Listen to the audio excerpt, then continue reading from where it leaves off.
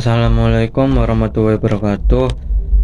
Saya di sini akan mempresentasikan hasil kerja saya, yaitu dengan judul Rekonsiliasi Sains Islam, Integrasi Interkoneksi.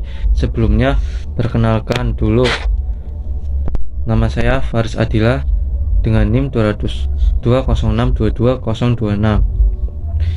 Saya akan di sini ada 4 poin. Yang pertama, kita akan membahas integrasi interkoneksi sains Islam. Terus yang kedua ada konsep. Yang ketiga ada prinsip, dan yang keempat ada implementasinya. Yang pertama, integrasi interkoneksi sains Islam. Muhammad Amin Abdullah mengegaskan paradigma integrasi interkoneksi keilmuan sebagai upaya untuk memahami kompleksitas fenomena kehidupan yang ditemui dan dialami oleh manusia, terlepas dari konstruksi keilmuan apapun, baik itu penelitian, keagamaan, Islam atau agama lain, maupun sosial, baik itu kemanusiaan dan sains tidak dapat berdiri sendiri tanpa kerjasama, saling menyapa, saling membutuhkan, dan saling mengoreksi dan bidang terkait. Pendekatan integrasi interkoneksi adalah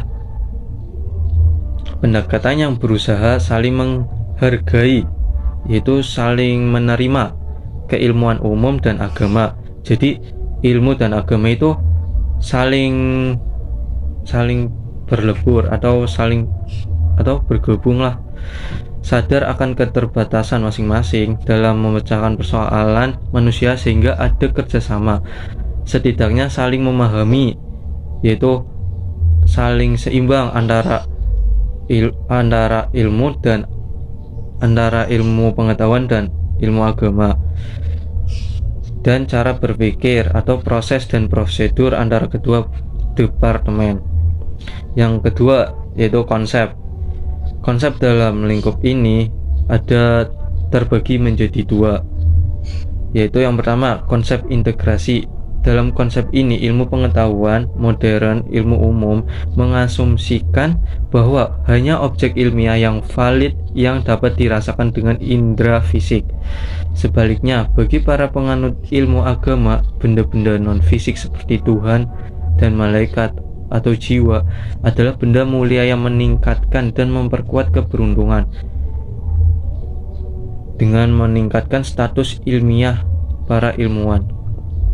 Terus yang kedua ada konsep interkoneksi, berasal dari anggapan bahwa baik agama maupun sains tidak dapat sepenuhnya menanggapi masalah individu dan sosial.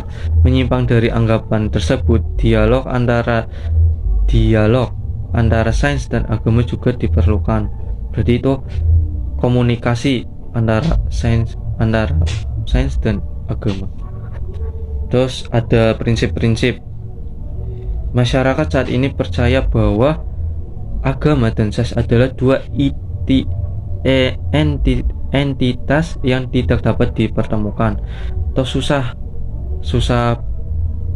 untuk berbaur. Keduanya memiliki domain masing-masing dan ditinjau dari objek formal materi, metode penelitian, kriteria kebenaran, peran peneliti, dan kedudukan masing-masing teori, bahkan bagi lembaga yang pengolahannya. Dengan kata lain, sains tidak peduli dengan agama dan agama tidak peduli dengan sains. Nah, ini yang berdampak negatif yang ditimbulkan dan dirasakan oleh masyarakat kebanyakan. Terus ada implementasi, yang contohnya itu praktek wudhu sebagai syarat sah sholat kan itu yang pertama kan harus suci dari hadas besar maupun hadas kecil. Nah, syarat sah sholat wudhu itu salah sah sholat yang biasa dilakukan oleh umat Islam sebelum menjalankan ibadah sholat. Berwudu dapat membersihkan fisik dan jasmani pelakunya dan mensucikan hati rohaninya. Niat wudu atau Niat wudhu dan ketaatan kepada Allah dapat mendekatkan diri kepada yang kuasa.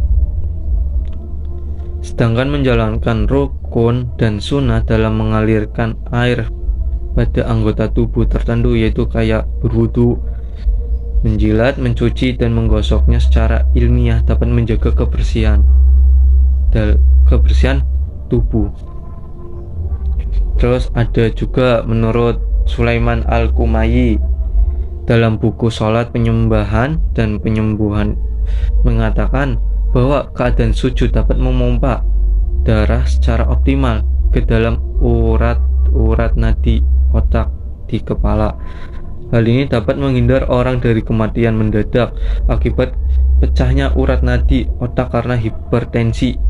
Emosi tinggi juga bisa, dan atau marah yang berlebih. Terus duduk iftirashi dengan tumit menekan otot-otot dan syaraf pangkal paha dapat mengobati penyakit syaraf pangkal paha yang terasa sakit, nyeri hingga tidak dapat berjalan. Duduk iftisyari ini juga dapat mengobati penyakit bawasir dengan memperlancar aliran darah ke arah jantung. Mungkin cukup sekian dari saya. Apabila ada yang salah mohon dimaafkan. Sekian dari saya. Wassalamualaikum warahmatullahi wabarakatuh.